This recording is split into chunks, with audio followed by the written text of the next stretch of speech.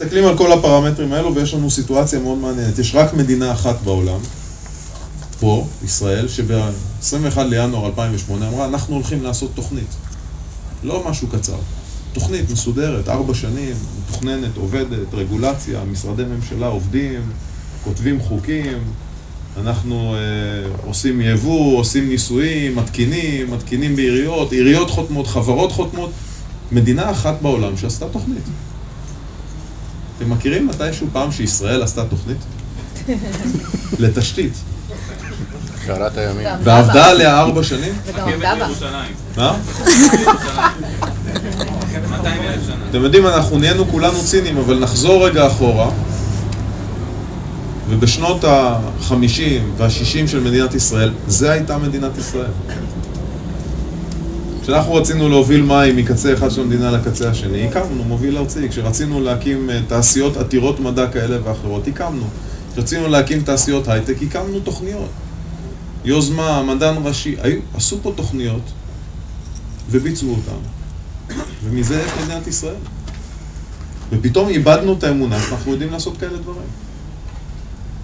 והנה היום, אנחנו עומדים, סוף השנה השלישית, תחילת השנה האחרונה, והתוכנית לא רק שהייתה על נייר, לא רק שבוצעה בישראל, היא ברת שכפול לשאר העולם.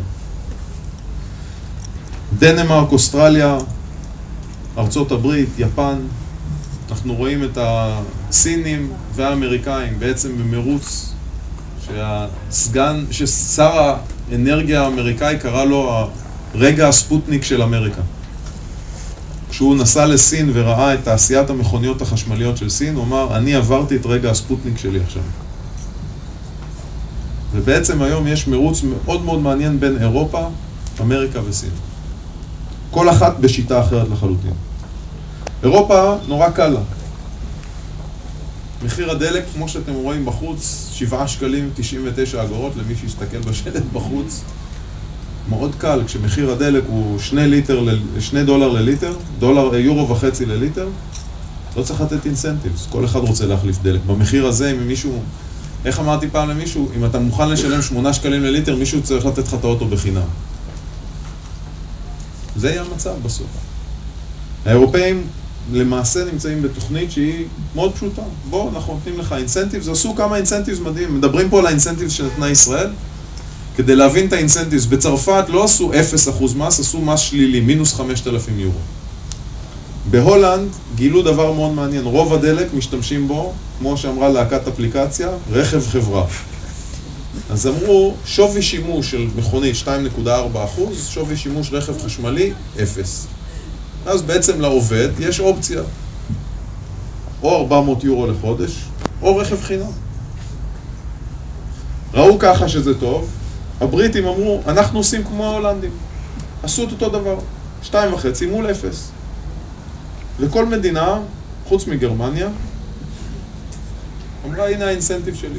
לפעמים זה שינוי מס, לפעמים זה בונוס, לפעמים זה סתם לנסוע במסלולים של האוטובוסים. ואירופה תקרה. ומהר.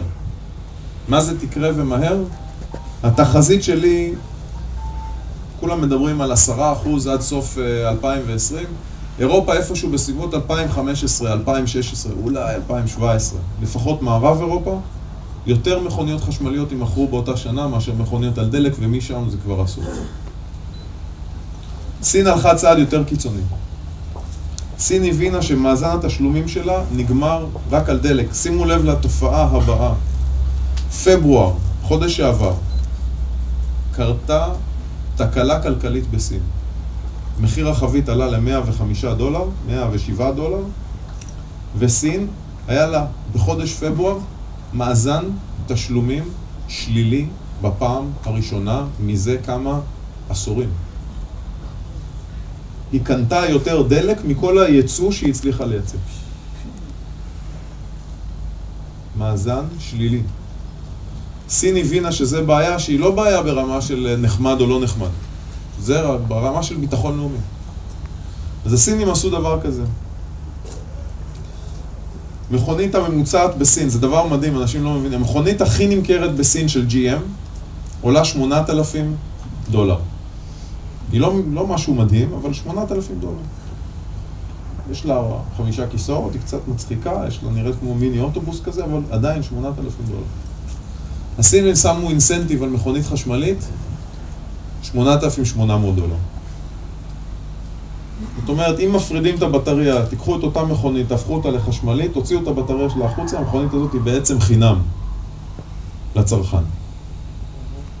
הלכו ל-13 הפרובינציות הגדולות ואמרו, הנה תקציב ל7 מהפרובינציות להתקין רשת חשמלית בכל הפרובינציה. אבל רק ל7 מתוך 13. 7 הראשונות שירוצו מקבלות כסף. האחרים, זה יהיה מהתקציב שלכם. אני יכול להגיד לכם משהו, הסינים לא עושים את זה כי רק נגמר להם הדלק, נגמר להם גם האוויר, וקורה להם דבר מעניין. הם היום 20 מיליון מכוניות בשנה מייצרים. 20 מיליון מכוניות בשנה. הם גילו שלא משנה כמה הם לא יעתיקו מרצדסים ואודי, ולא משנה איזה מכונית הם יעתיקו, הם לא מסוגלים לייצר מכונית יותר טובה מהמערב. אבל הם גילו ש-99% ממהנדסי ה-Power Electronics, שזה מה שיש במכונית חשמלית, הם סינים. קטע מדהים. הם גילו את זה כי בזמנו כשעשו PCs ורצו לייצר משהו בסין, כי הסינים אמרו, אתה צריך לייצר משהו, החלק היחידי ב-PC שלא היה בו סופטוור, זה היה ב-Power Unit. אז את ה-Motherboard היו עושים בארצות הברית, את ה-Power Unit היו עושים בסין, אז כל הדוקטורים ל-Power Electronics הפכו להיות סינים. אחר כך אותו דבר קרה עם Mobile Devices. היום מסתכלים, אומרים, בוא'נה, החלק החשוב באוטו זה ה-Power Electronics. וכולם סינים. החזירו את כולם הביתה, מכל המקומות, והשתלטו על התעשייה. אז הסינים בעצם באים ואומרים, אני בונה פה את דיטרויט שלי. ולמי שזוכר, בשנות ה-50 ככה כמה, המידל קלאס של ארצות הברית הייתה על דיטרויט. אז סין אין לה בעיה. סין תהיה מדינה חשמלית, אם אירופה תהיה ב-16-17, סין כנראה תהיה ב-14-15. והמכוניות יהיו יותר טובות מהמכוניות האירופאיות בפעם הראשונה. כדי להשלים את האיכות של המכונית, במקום ללכת ולנסות ללמוד איך לעשות מכונית טובה, את הפחחות ואת הכיסאות, הם הלכו וקנו אותם. היו הרבה חברות שלא הצליחו להצליח, סאב, וולבו, כל מיני חברות כאלה, הם הלכו קנו את הפח. זה דבר מדהים לראות, מי שראה את המפעל של סאב, באו סינים, קנו את המכונות, לא את החברה, את המכונות. $200 מיליון, והעבירו אותם לבייג'ינג. והיום כשאתם רואים סאב סינית, זה אותו סאב שיוצר בזמנו בשוודיה. הוא רק מיוצר בבייג'ינג. אותה מכונית, אין הבדל. ולמי שאומר שהסינים לא יודעים לייצר דברים, אני איפה האייפד שלי הוא שם? הוא כולו made in China. ואף אחד לא אומר שהוא לא טוב. סינים תיתן להם מוצר שיוצר ותוכנן באירופה או באמריקה, תייצר אותו בסין, הוא מוצר אירופאי, אמריקאי לכל דבר. אז אירופה סודרה וסין תסודר, אנחנו ממש רואים את זה קורה מול העיניים כרגע. ואז באמת הגיע הרגע הספוטניק של אמריקה. האמריקאים מסתכלים, מצד אחד להם הדלק הוא זול $3, $3.5 לגלון, 70 סנט לליטר. ומצד שני, הממשלה לא יודעת איך להחליט. איזה תשתית, מה תשתית, מה לעשות. הסינים החליטו, ישבו, עשו ישיבה, הביאו 16 ראשים של החברות הכי גדולות במדינה. את ראש חברת חשמל. כדי להביא את ראש חברת חשמל בארצות הברית צריך להביא 2,000 איש לחדר. יש 2,000 חברות חשמל. בסין הביאו בן אדם אחד, קוראים לו ליו, צ'רמן ליו, איש קטן.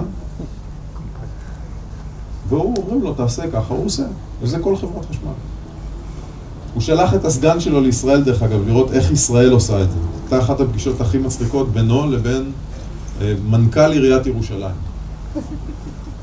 כי הוא אמר, אני רוצה לראות איך העיר הכי גדולה בישראל פורסת את התשתית. אז הוא הלך לירושלים, שאל את מנכ"ל עיריית ירושלים, תגיד לי, כמה תושבים יש לך בעיר?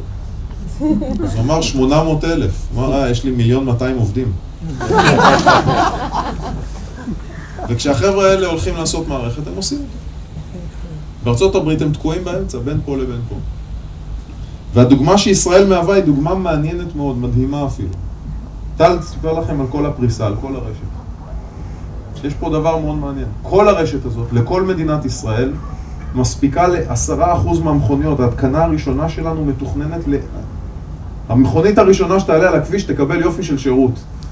כי היא עולה ל-200,000 מכוניות שירות, והיא יחידה. ועד שלא מגיעים לבערך איזה